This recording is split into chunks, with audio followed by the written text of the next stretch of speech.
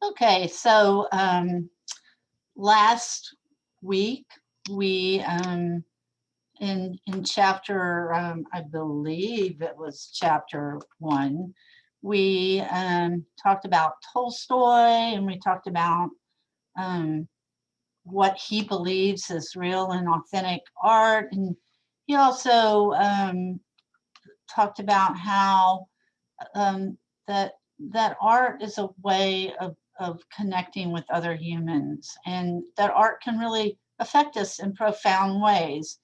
And by art, he wasn't just talking about paintings or sculpture. He's also like referring to books or dance or music, or like a musical performance, or like any of the whole range of artistic possibilities. So he believed that when you like experience a work of art, it can affect you with like really strong feelings, such as, but they're not limited to, feelings of love for your own country, or devotion and submission to fate or to God expressed in a drama, or raptures of lovers described in a novel, or feelings of voluptuousness expressed in a picture, courage expressed in a triumphal march. These are all his words. Merriment evoked by a dance, humor evoked by a funny story, the feeling of quietness transmitted by an evening landscape or by a lullaby. So included in this PowerPoint that has the instructions for this, I've placed a few works of art that have really emotionally affected me. Um, this first one, this is not the entire etching, but it's an etching or dry point by Leonardo da Vinci of a tree. And I think like the first time I saw this tree, this print, I had a really strong like affection connection to it. And it was almost something that I couldn't explain why, that I was just mesmerized by this tree. And like over the years, I've thought about like, why does this affect me so much? So initially, my conclusion of why it affected me is that, I mean, I've always been really drawn to trees, and like a great deal of my ancestry comes from like Scotland, Ireland, Great, all of Great Britain, England, Wales, although I have like other, like I'm just a mutt, frankly. I'm made up of so many different, nationalities. But like at first I thought, oh, well, I'm really feel connected because there's that ancestral memory, like the Celtics, like they worship trees, among other things. So I thought, oh, well, this is the reason. And then as I grew older, my reasons for really being affected by this tree have most definitely changed. Like in 2011, Houston had this horrible, like a lot of the country had a horrible drought, and trees were dying left and right. While at the same time this was happening, my father was also dying. And I like somehow got, I'm going to sound crazy, but somehow I got into the back of my head that if I kept the trees alive in my immediate like neighborhood, then my dad would stay alive. So I would like water, I lived in a garage apartment, and I'd water all the trees in the backyard and the front yard of the house that I lived behind. And then directly after that, I started painting paintings of trees um, after my dad died, because it made me feel more connected to him. Um, so let's go back to the instructions. So there's the discussion board, like you'll go to the same place that we went to the discussion board for the Meet Your Fellow Students, and there'll be a link to the Tolstoy discussion board, and you'll create a thread. And so this is the content of it. So first of all, have you ever read a book, seen a play or a dance performance, heard a band, looked at an artwork, et cetera, et cetera, et cetera, and been moved or affected strongly in some way? And then you're going to describe that artistic experience. It could be a movie. It could be you went to hear a band, or you like read a book. And so you're going to describe something that has affected you with strong emotions, and in what way or ways was it meaningful to you?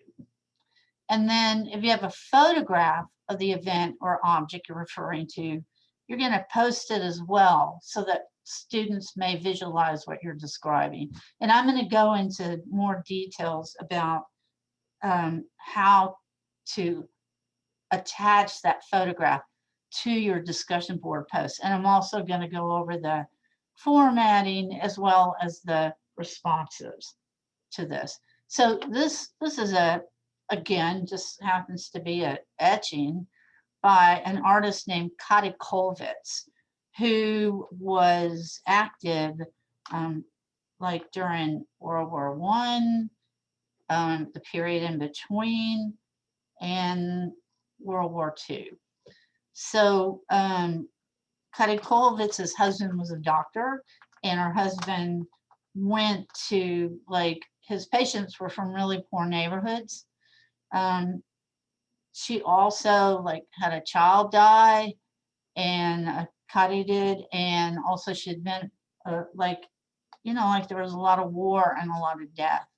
So she did these etchings of they weren't only about people dying, but this, I think this was like one of the first ones I ever saw of someone clutching a mother clutching her dying child.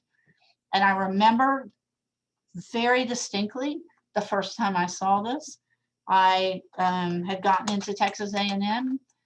My mother came to help me because I couldn't pay for my books. My mom came with me to the bookstore to buy my books for class. And I think while I was waiting for whoever, the attendant to like get a book from the back or something, I saw this book on Kati Kolvitz and I saw this etching. And it affected me in a way that I think I realized at that moment in time that art doesn't have to be just about flowers and pretty things. That art that's like about really serious situations can be equally as moving and beautiful. So then let's go to the, I hope I'm not like um, like diverting your attention from what the assignment is, but I'm just trying to like give you examples of art that's really affected me. So so that's what the original post is going to be, and then the follow-up responses, you're going to respond to 3 students.